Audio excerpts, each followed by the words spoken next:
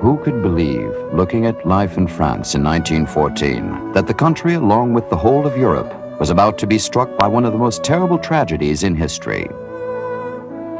It is true that Alsace-Lorraine was still an unhealed wound, and that there was bitter hatred of the Germans, still known by the insulting name of Les Boches. But nobody really thought that war was possible. There had been peace for nearly 45 years. It was the time of the Franco-Russian alliance, and the Entente Cordiale had replaced the old rivalry with Britain. But the danger was there. Europe's peace was an armed one. The Germany of Kaiser Wilhelm II wanted a place in the sun. The Parisian crowd filled the Avenue du Bois. Paris danced in the beautiful summer of 1914. And then a spark set everything aflame.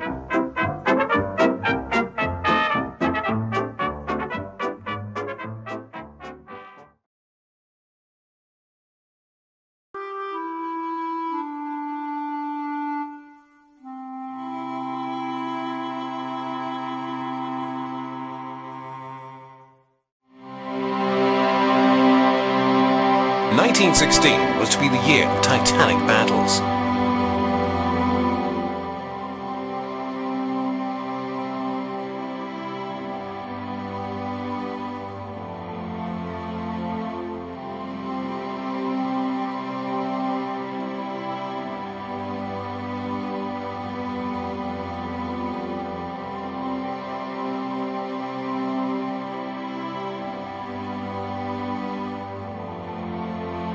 Lord Kitchener's call for 100,000 volunteers had been easily met, so there were subsequent calls for further 100,000s. By the spring of 1916, the BEF had 6 new Kitchener armies. It had increased tenfold in its size since peace.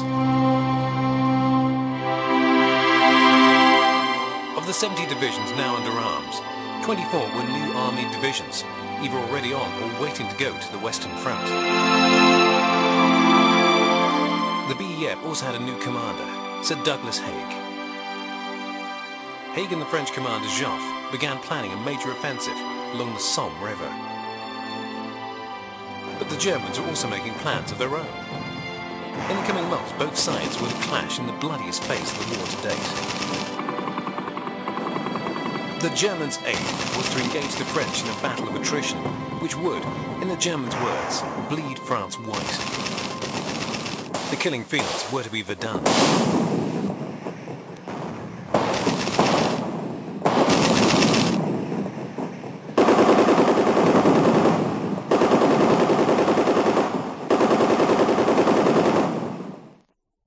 The German siege of Verdun and its ring of forts, which comprised the longest battle of the First World War, has its roots in a letter sent by the German Chief of Staff, Erich von Falkenhayn, to the Kaiser Wilhelm II on Christmas Day 1915.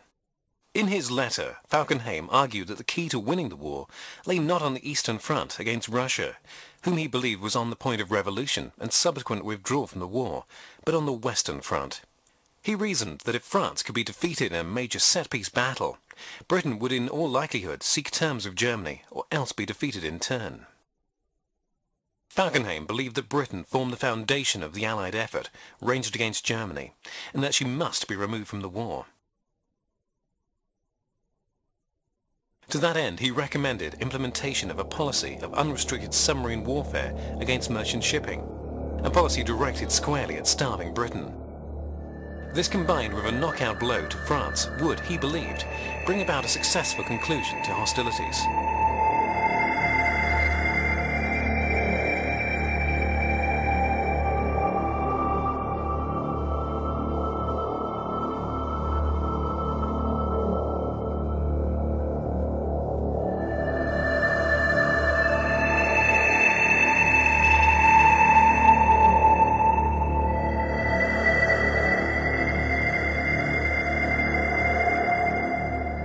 The Kaiser acted upon Falkenhayn's recommendations, agreeing to the policy of unrestricted submarine warfare, dangerous as it was, running the risk of bringing the US into the war.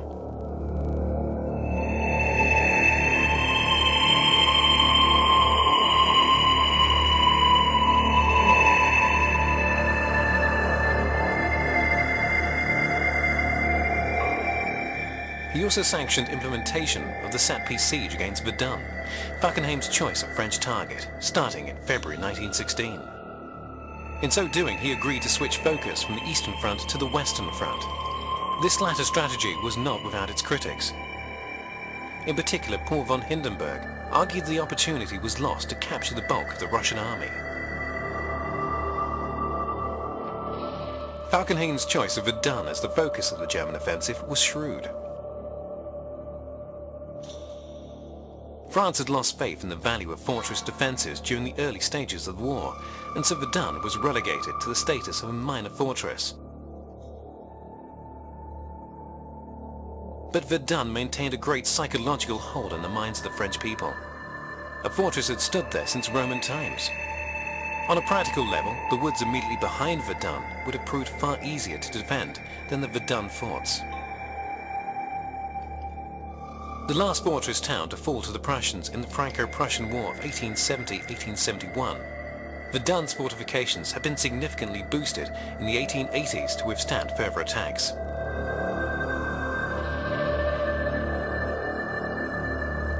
Falkenhayn's plan was to subject Verdun to intense bombardment, thus drawing in and diverting French troops from all over the Western Front to the 8-mile-wide front around Verdun. Falkenhayn's stated aim was to bleed France white in its defence of the ancient fortress town. The fact that Verdun formed a French salient into German lines only served to help Falkenhayn, since it meant that it was open to attack from 3 sides at once. The task of besieging Verdun fell to the German Fifth Army under Crown Prince Wilhelm. He planned to assault the town from both sides of the surrounding Meuse River, a plan vetoed by Falkenhayn, who, cautious by nature, feared heavy losses. Instead, he ordered the attack to be confined to the eastern bank of the river.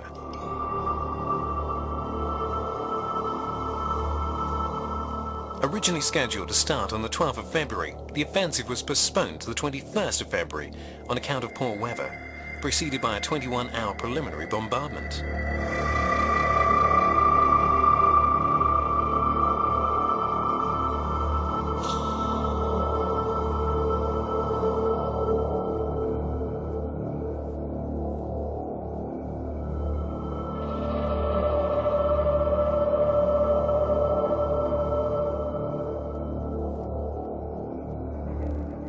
In the meantime, French Commander-in-Chief Joffre received intelligence of the imminent attack, hastily deploying reinforcements to the French Second Army. Meanwhile, the fortress commander, Lieutenant Colonel Emile Drian, vainly attempted to improve Verdun's trench systems in time. Drian prepared for the onslaught by posting 2 battalions, led by himself at the tip of the Verdun salient, on the east bank of the Meuse River. He faced formidable opposition, 1 million German troops against 200,000 defenders.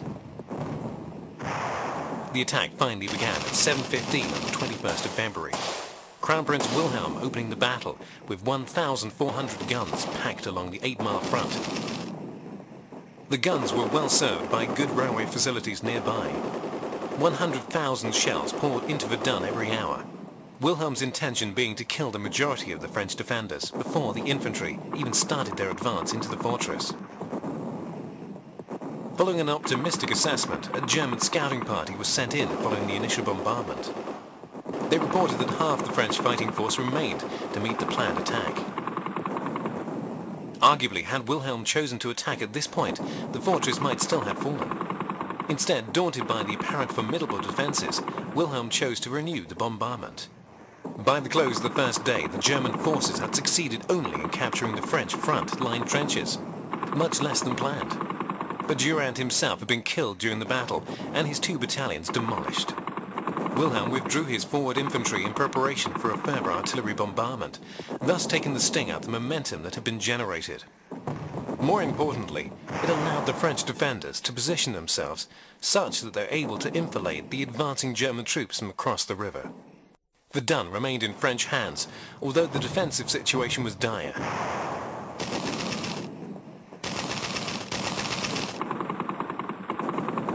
A message was sent to French headquarters on the 23rd of February, reporting that Durand had been lost, as had the company commanders, and that the battalion had been reduced from 600 to around 180 men. The following day, 24th of February, German troops succeeded in overrunning the French second line of trenches, forcing the defenders to within 8 kilometers of Verdun itself. Nevertheless, 2 outer forts, Vaux and Douaumont, continued to hold out. A French division sent in piecemeal that same day was dispersed under heavy German artillery fire. The next day, Douaumont fell. The effect on French morale of the loss was marked, both upon the remaining defenders and the freshly arrived reinforcements. Popular French sentiment within the country demanded its recapture. Withdrawal from Verdun was therefore politically impossible. The French commander-in-chief, Joffre, remained unflappable. He issued a statement noting that any commander who gave ground to the advancing Germans would be court-martialed. He summarily dismissed General Langle de Carey, who was responsible for the defense of Verdun, for deciding to evacuate the Yuvre Plain and the east bank of the Meuse River. In Langle de Carey's place, Joffre promoted Henri-Philippe Pétain, a talented officer whose progress through the French army had been slowed on account of his defiance of the prevailing motto of attack at all costs, believing that this was a recipe for disaster. He was one of a few commanders who recognized that defensive technology had advanced more rapidly than offensive technology. Pétain pledged not to let the Germans pass and telephoned the commander of the Verdun front line, instructing him to hold fast. In a sense, Petain's appointment could hardly have better suited Falkenhayn's ultimate goal. His stated aim of bleeding the French army at Verdun would not be met by a quick German victory. Thus, Petain's dogged determination to hold out suited his intentions perfectly. However, he could hardly have determined just how effective Petain's defensive strategies turned out to be. Pétain understood that the defense of Verdun would result in many French casualties. The nature of the terrain made this inevitable. However, he was determined to inflict the maximum damage to the German invaders in the course of those losses. Hence he effectively reorganized French use of artillery, personally taking command of this aspect of the defense.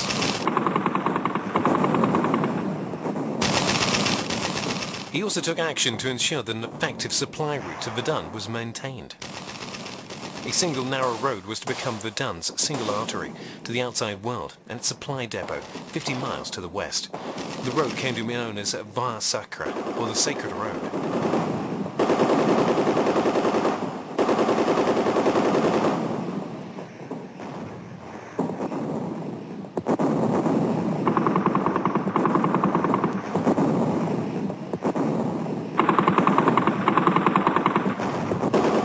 On the 6th of March, the Germans began a fresh offensive after receiving fresh artillery supplies. They made great progress at first until French counterattacks pushed back the advancing German infantry.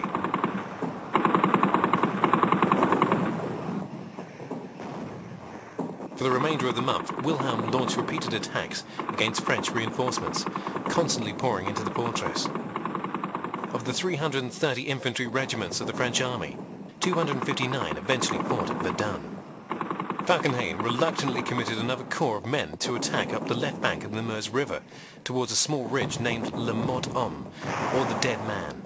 It lived up to its grim name as the battle raged continuously without conclusion. Meanwhile, the casualties were mounting rapidly on both sides.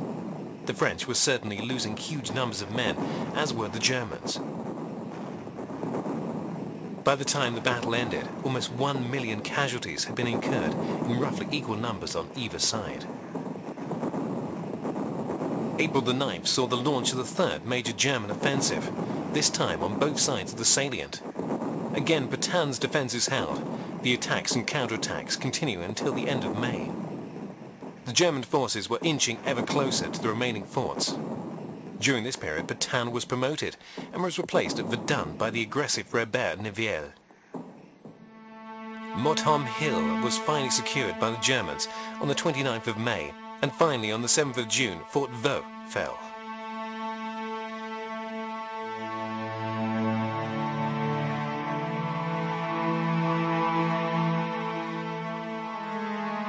Situated on the east bank of the Meuse River, the fort had held out against constant bombardment since the start of the battle in February.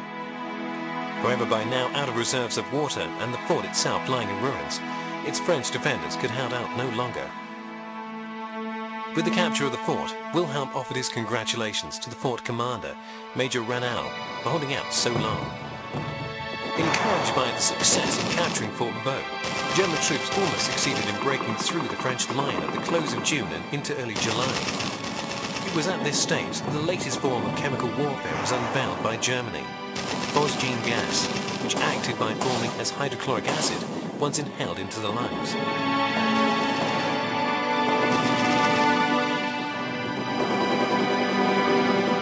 Joffre, meanwhile, pressed the British government to stage a major diversionary offensive elsewhere on the Western Front in order to drain German manpower and so relieve the pressure at Verdun.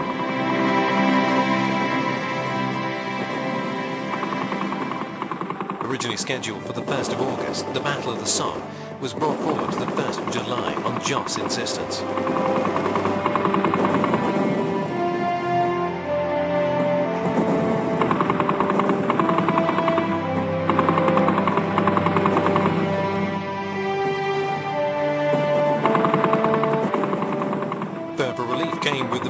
The Russians' Brusilov offensive on the Eastern Front. 15 German divisions had to be withdrawn from Verdun to aid in the defense on the east. German losses were proving as costly as the French. Falkenhayn was blamed for the lack of success at Verdun. As a result, Falkenhayn was dismissed by the Kaiser. His replacement as Chief of Staff was Paul von Hindenburg. Hindenburg was not convinced that Verdun was worth continuing. On the 24th of October, Douaumont was recaptured, followed by Fort Vaux on the 2nd of November.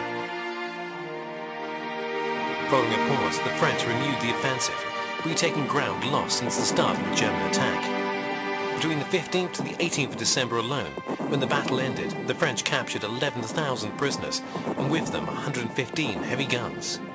French casualties during the battle were estimated at 550,000, with German losses set at 434,000, half of the total being fatalities. The only real effect of the battle was the irrevocable wounding of both armies. No tactical or strategic advantage had been gained by either side.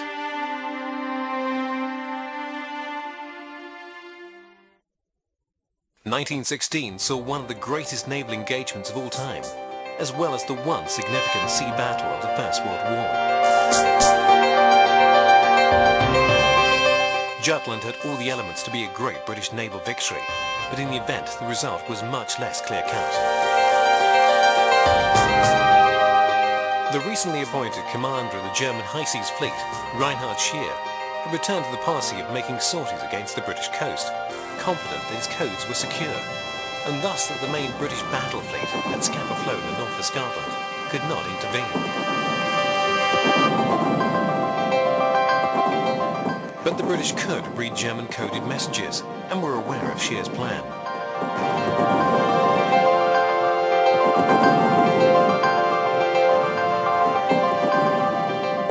On the 31st of May, 152 ships of the Royal Navy's Grand Fleet set sail soon after the Germans' High Seas Fleet.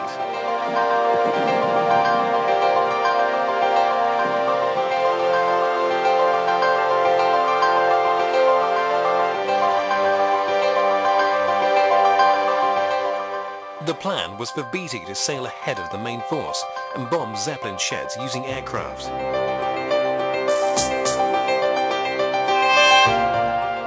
It was expected that this would lure the Germans out into the open sea, where they would be pounced upon by the main force led by Beatty's Commander-in-Chief, Admiral Jellicoe. For the first time since Trafalgar, Britain's Royal Navy was to engage the enemy in a set-piece encounter. England expected a famous victory.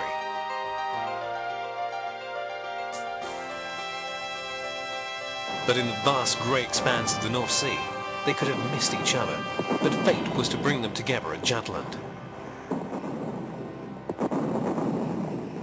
The first phase began when Beatty engaged Hipper's squadron. Hipper turned south, leading Beatty towards the main fleet.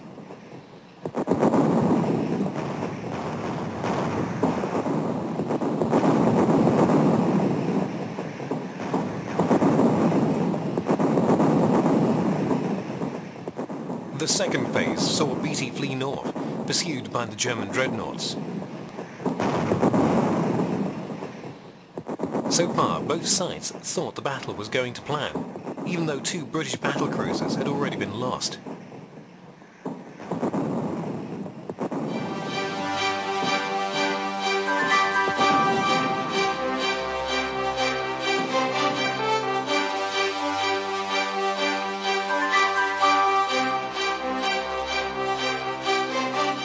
Now in the third phase, the Germans got an unpleasant surprise.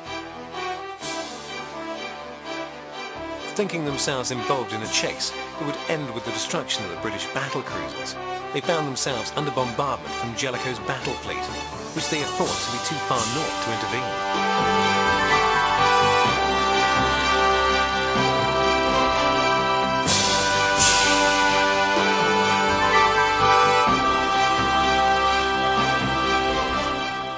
The heavy British guns quickly forced Scheer to order a retreat.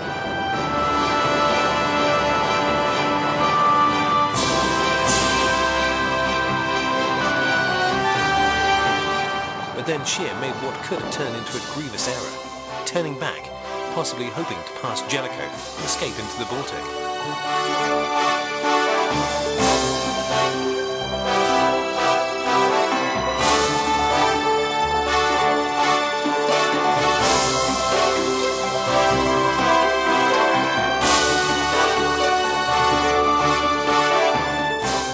Jellicoe had slowed down, and the German fleet found themselves crossing in front of the British fleet.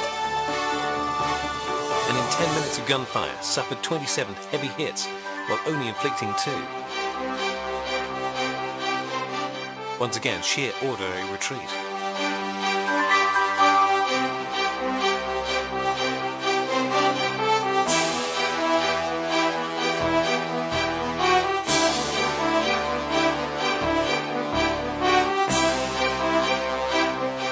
Finally, in the last phase of the battle, in a night of intense fighting, the retreat of the German battleships was covered by their lighter ships, while Jellicoe lost time after turning to avoid a potential torpedo attack.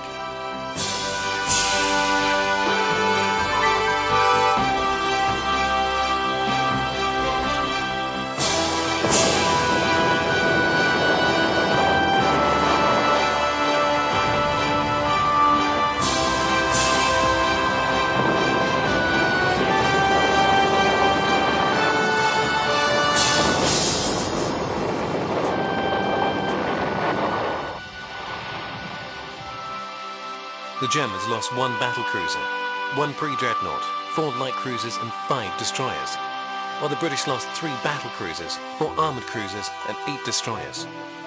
But many of the surviving German heavy ships had suffered serious damage, and one result of the battle was to increase the British dominance in heavy ships.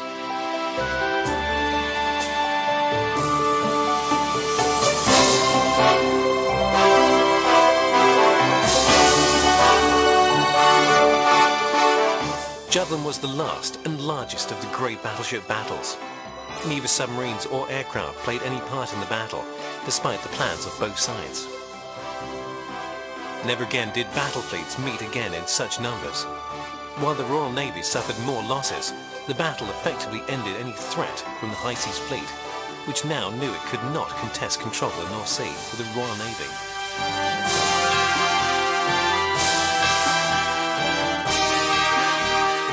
The one great sea battle of the First World War had ended in anticlimax.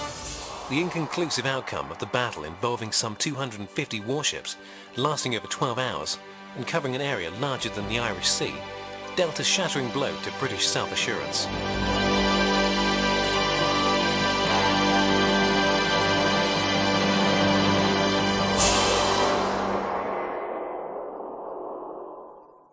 At Verdun, the French were being drawn in ever-increasing numbers. In order to relieve the pressure, there was great pressure put on the British to mount a major offensive in order to draw the German forces away.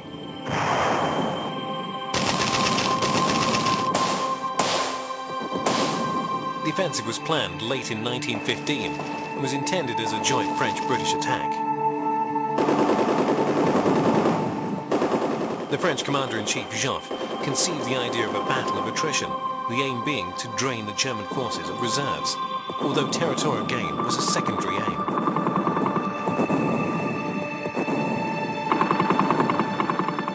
The plan was agreed upon by the new British Commander-in-Chief, Sir Douglas Haig, although he would have preferred an offensive across the open ground of Flanders.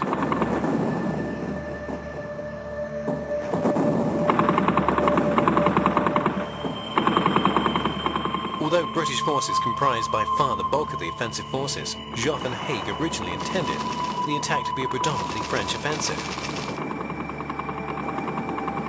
However, the German onslaught of Verdun resulted in the diversion of virtually all French manpower and efforts.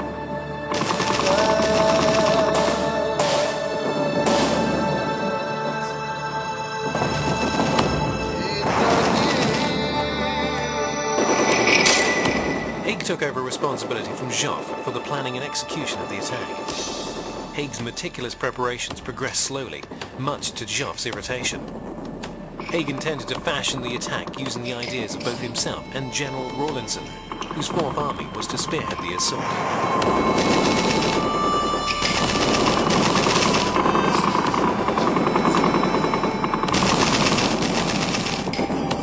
The Germans had held the high ground around the Somme since the first weeks of the war.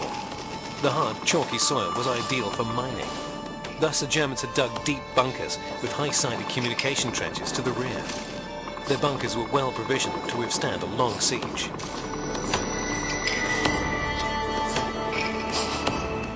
On the surface, machine gun positions covered every possible angle of attack. In front of them were fields of barbed wire.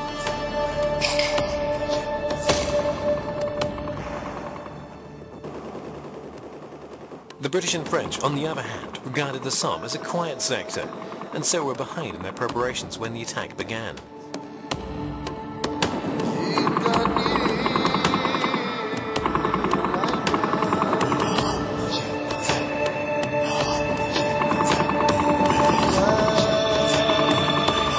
The attack was preceded by an 8-day preliminary bombardment of the German lines, beginning on Saturday, June the 24th. The expectation was that the ferocity of the bombardment would entirely destroy all forward German defences, enabling the attacking British troops to practically walk across no man's land and take possession of the German front lines from the battle-and-day German troops.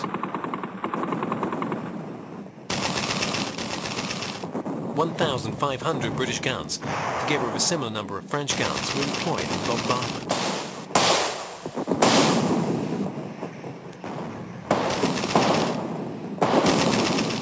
Following the artillery bombardment, it was determined that a creeping barrage would precede the advancing infantry to the German front line, and onwards to the second and third trench lines. The Royal Artillery had prepared an underground network of telephone cables so as to enable forward observation officers to monitor and correct the ranges as the battle progressed.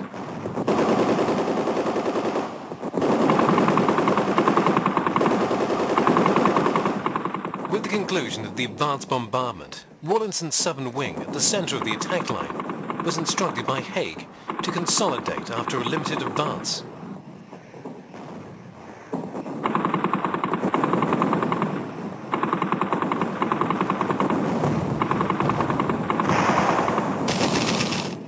Rawlinson's troops went into battle heavy laden with supplies for that purpose.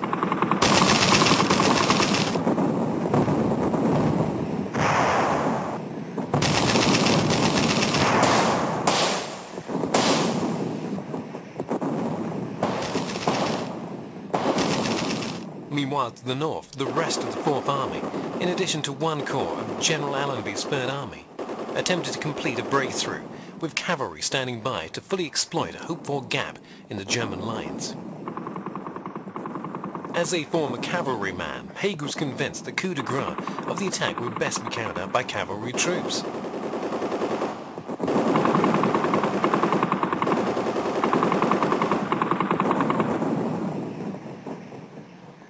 Following the taking of the German lines, the plan was for the British to break through to Cambrai and Douai, thus breaking the German line in two.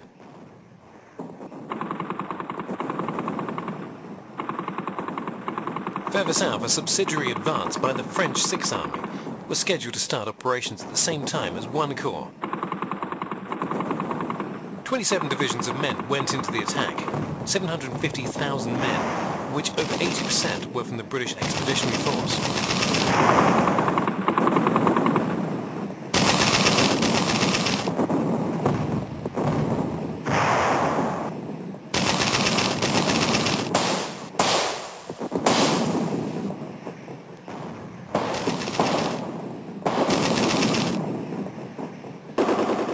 Ranged against them in the German trenches were 16 divisions of the German Second Army. The odds were apparently stacked heavily in the attacking force's favour. But the advanced artillery bombardment failed to destroy either the German frontline barbed wire or the heavily built concrete bunkers the Germans had carefully constructed. Much of the munitions used by the British proved to be duds, badly manufactured and ineffective. Many charges did not go off. Even today, farmers on the Western Front unearth many tons of unexploded iron harvest each year.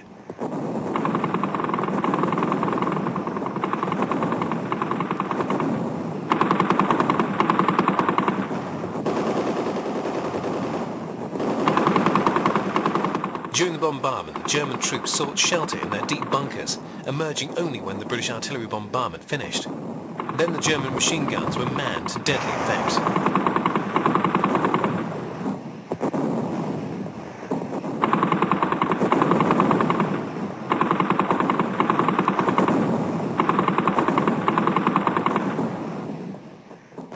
The attack itself began at 7:30 on the 1st July with the detonation of a series of 17 mines. The first, which was actually exploded 10 minutes early, went off at 7:20, giving the Germans just enough warning of the impending attack. The first attacking wave, the offensive, went over the top from Gommecourt to the French left flank just south of Montauban.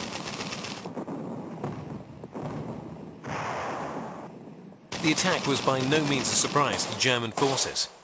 Quite aside from being freely discussed in French coffee shops and in letters home from the front, the chief effect of the 8-day preliminary bombardment served merely to alert the German army to imminent attack.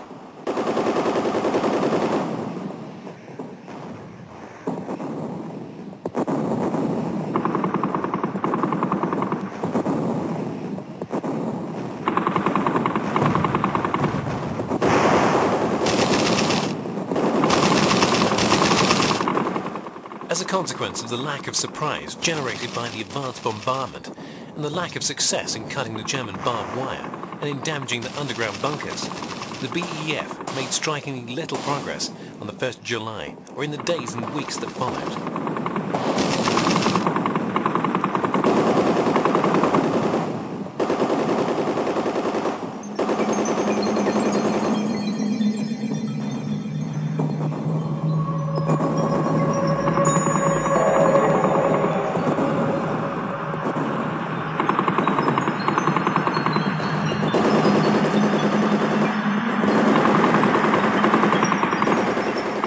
Success was achieved by the French forces at the southern tail of the line, possibly because their advanced bombardment was sprung only hours before the attack, thus ensuring a degree of surprise.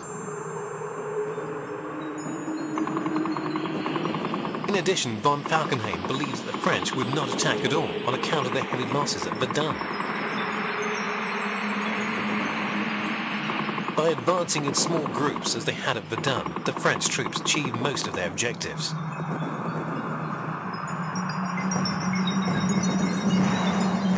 The British troops were, for the most part, forced back into their trenches by the effectiveness of the German machine gun response.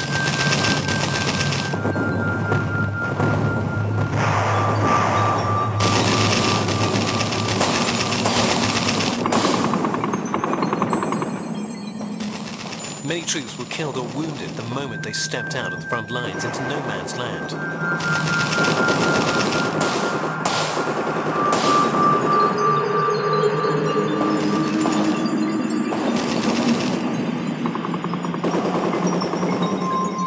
Many men walked slowly towards the German lines, laden down with supplies, expecting little or no opposition.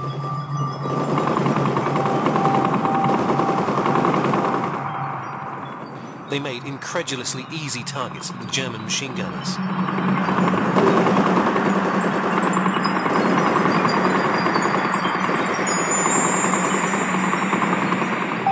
Despite heavy losses during the first day, 58,000 British troops alone, Haig persisted with the offensive in the following days.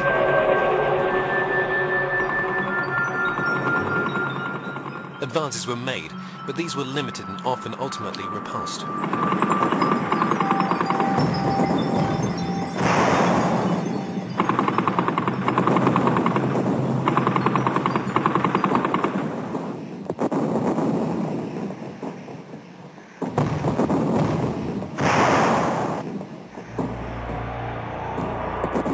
Rawlinson's forces secured the first line of German trenches on the 11th of July.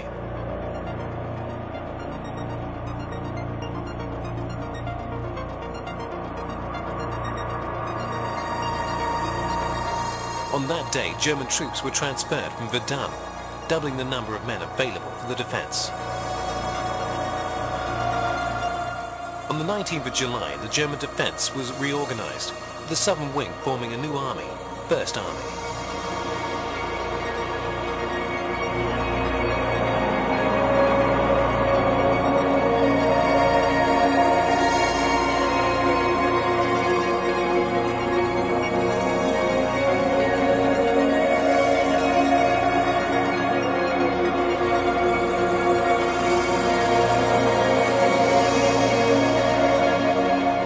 Each side assumed the other was on the point of exhaustion and that a breakthrough was imminent.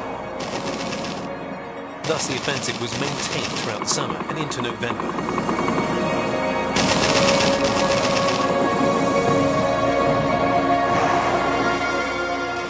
But the British saw huge victories.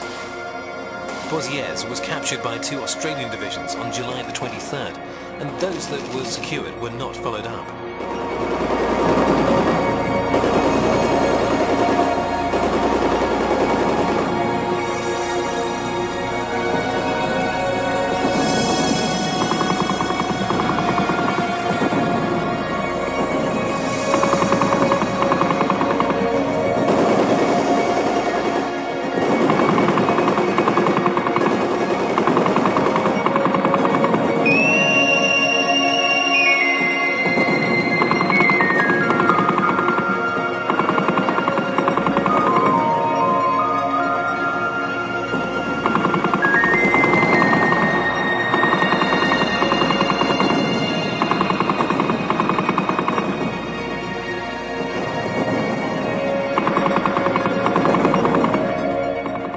In early September, the French 10th Army joined the attack on a 20-kilometer front to the south.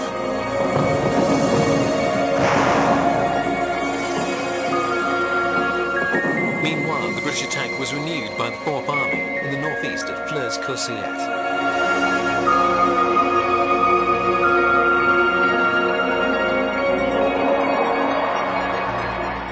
The latter attack made use of tanks for the first time and deployed 15 divisions of men. Even so, it gained under a kilometer of ground.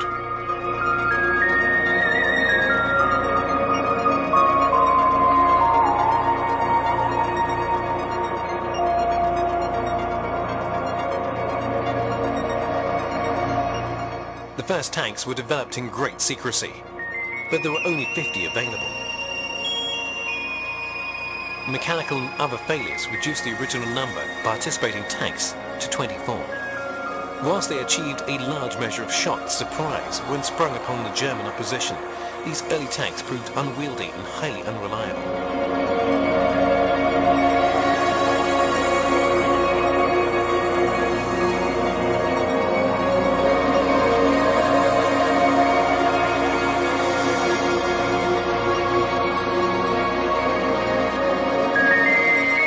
The tanks were rolled out at 6:20 on the morning of 15th of September. General Gough's forces moved to force the enemy off the northern end of Main Ridge and away from the 4th Army.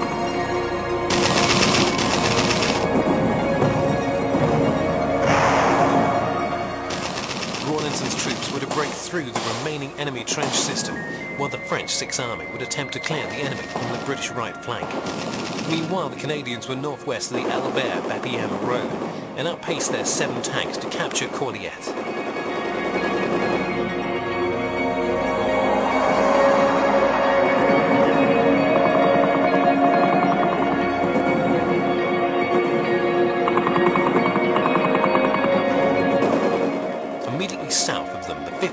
Scottish division, held by a single tank, captured Martyr-Pieck.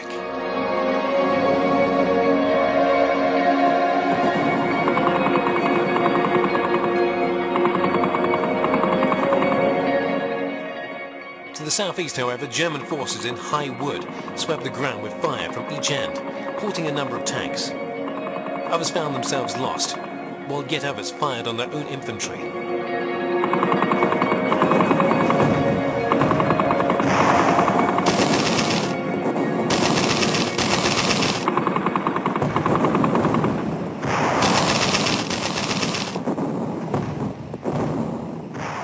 To the east, progress to Flers was helped by the arrival of 4 tanks at a critical moment. The ruined village falling to a single tank, assisted by mixed platoons of Hampshires and Royal West Kents. Haig renewed attacks in this area again between the 25th and 27th of September, but British advances were small.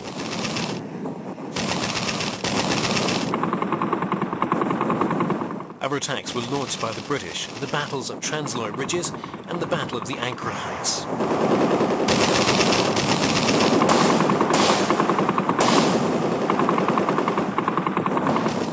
Similarly, French attacks were continued in the south around Chalnes and the centre-east of Malval.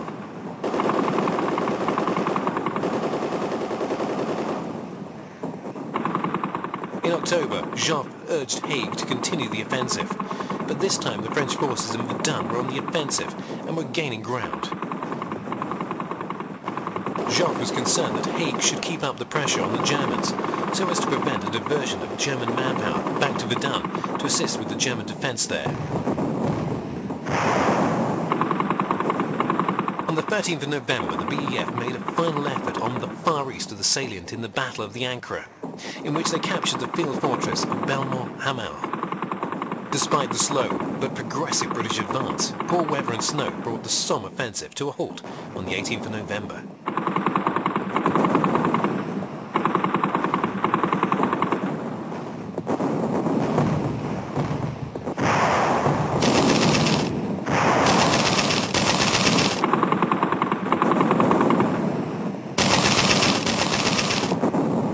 During the attack, the British and French had gained 12 kilometers of ground, but the cost had been enormous. 420,000 estimated British casualties, including many of the volunteers' PALS battalions, plus a further 200,000 French casualties. German casualties were estimated at around 500,000. Sir Douglas Haig's conduct of the battle caused, and still causes, great controversy. Critics argued that his inflexible approach merely repeated flawed tactics. Others argue that Haig's hand was forced and that the Somme offensive was necessary in order to relieve the French at Verdun. In any event, the Battle of the Somme passed into the British national consciousness as a byword for the unnecessary slaughter and loss of so many lives being claimed by the First World War.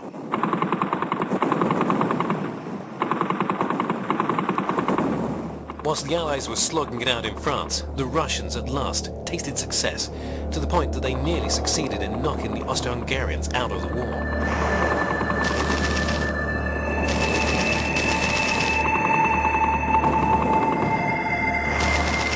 The Trentino offensive, launched in early May, was the Austro-Hungarians' first attack against the Italians.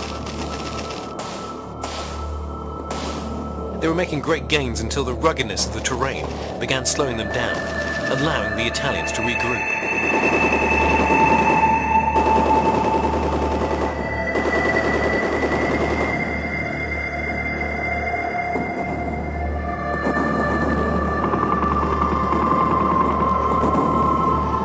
Quick thinking by the Italian Chief of Staff, Luigi Cardogna, resulted in 500,000 men being rushed from the Isonzo to the Trentino.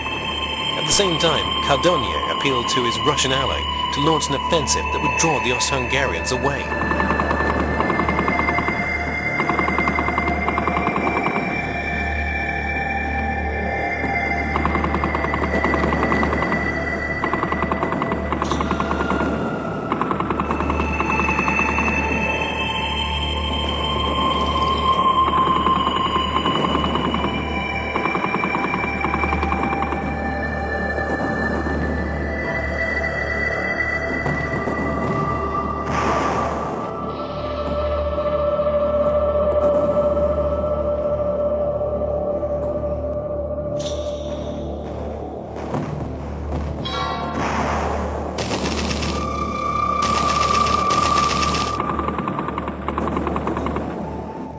commanded by Alexei Brusilov, the Russians opened their offensive at Lutsk on the 4th of June. Although the Austro-Hungarians outnumbered the Russians and they believed their fortified positions to be impregnable, Russian artillery succeeded in breaching the barbed wire in more than 50 places. In 2 days of fighting, the Austro-Hungarians lost some 130,000 troops. But the Russian steamroller continued until shortage of supplies meant the offensive trickled to a standstill during September. The Austro-Hungarians paid a high price for their complacency. Some 1.5 million men were either killed, wounded, or taken prisoner.